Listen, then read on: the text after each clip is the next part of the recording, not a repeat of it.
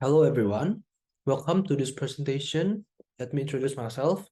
My name is Gilbert Aurelio Putra with a NIM of 25019778866. I am Binusian 25. I'm taking computer science global class as a major. And for today's material, this is from a research methodology subject, which this research paper entitled Emotional Detection for Automatic Speech Recognition using NLP. Let's get into it. So firstly, let me introduce the development of graphical user interfaces, which enable consumers to operate complex applications without having a thorough understanding of technology, has completely changed how we interact with computers.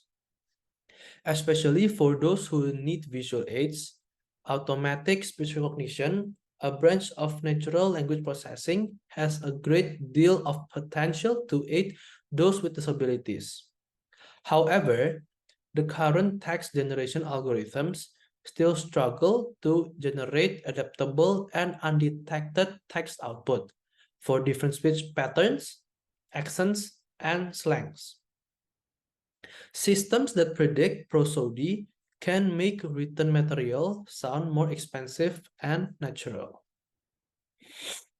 So what's the objective for today's presentation and also the paper? The objective, there are three. Explore the current state of research, evaluate design factors, and lastly, highlight future research directions.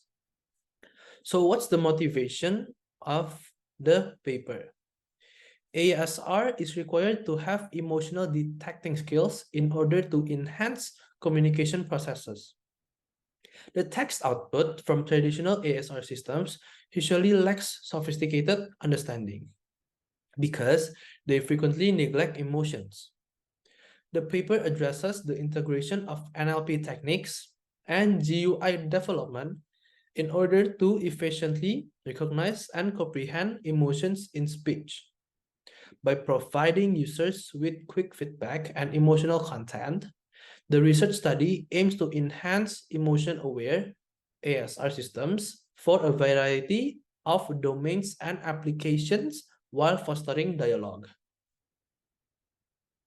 So, what is the research gap? The requirement for an accessible GUI for ASR that includes NLP to help persons with disabilities, especially those with visual impairments, and successful communication constitutes the research gap in this study. The effectiveness and user-friendliness of priority communication aids for people with disabilities has been constrained. The goal of this project is to provide an accessible, customizable GUI for ASR that will outperform current approaches and offer a better communication solution. So what are the contributions of us to the industry? The development of graphical user interface for automatic speech recognition utilizing NLP is one of the contributions of this research that will help persons with disabilities, especially those who have visual impairments, communicate effectively. Using NLP techniques, GUI provide a user-friendly interface that transforms speech or voice input into automatic speech output. It supports a variety of input methods, including voice input, and it may be adjusted to the demands of the user.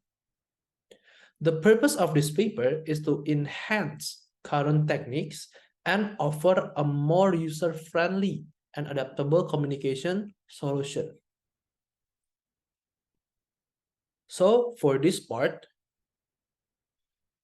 this is the methods part. There are 5 methods, which includes literature, LGBT criteria, information sources, search strategy, selection of sources, and summarizing. Okay, first one, Literature eligibility criteria.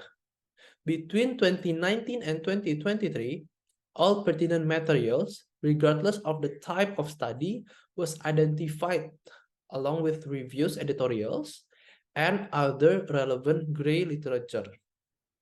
Next, information sources. Numerous times were spent conducting searches in the following pertinent electronic databases, such as PsycInfo, PubMed, Medline, CIANAHL, and Scopus, and many more.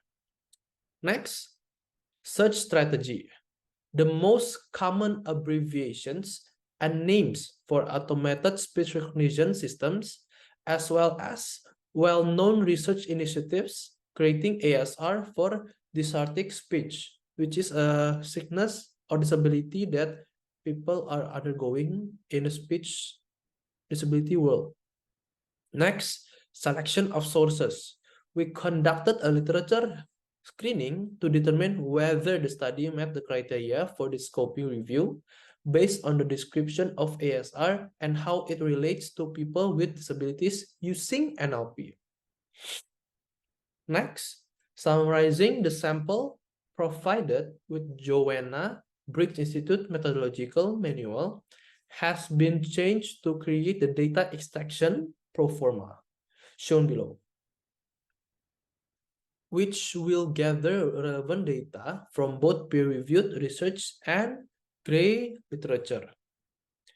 As you can see on my cursor here, or on the right top corner, this is our flowchart, which starts from the system design to data collection, to data processing, to feature extraction, then to model training, then to model evaluation, and lastly to GUI development. Okay, let's discuss on the results and discussions. As you can see on the left of your screen, there are three pictures, which are training and testing accuracy, training and testing loss, and also visualization on models accuracy. Let's break it down one by one. On the top left, it is the training and testing accuracy. The blue line is the training accuracy, while the orange line is the testing accuracy. The training accuracy shows an increase or steep increase in the first few epochs, and then gradually increasing until epoch 50.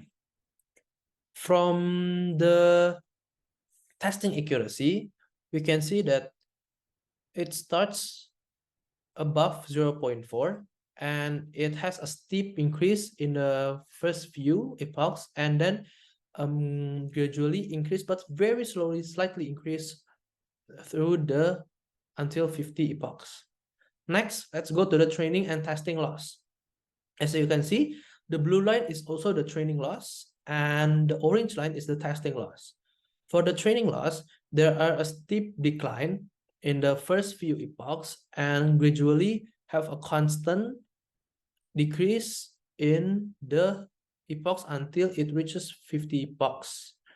For the orange line, which is the testing loss, it started the loss from slightly below 1.4, and it has a steep decrease in the first few epochs, and then it has a gradually balanced loss. Then lastly, the last picture is the visualization on models accuracy. There are three columns, which includes precision, recall, and F1 score, with multiple of emotions, including angry, calm, disgust, fear, neutral, sad, and surprised. From our test data, accuracy was generally around 60%, which is commendable, but may differ depending on the size of the data set utilized for testing. And the model showed that the shocked and angry emotions had the best precision since they generated 2 more Hertz level than the others. Therefore, if the model is put through advanced development, where it is given the chance to be beneficial, I think that it can be a big impact on society. So what's the conclusion from our research? The model accuracy, which is about 60%, can be increased in the model's future improvement. While employing machine as a foundation of the research, the accuracy could be increased with more datasets and better implementations. With the assistance of others, the model developed may be helpful not just to individuals with impairments, but also to others who are generally interested in careers in machine learning. This is our reference. We got 23 of them. This is all for my presentation. Thank you for listening.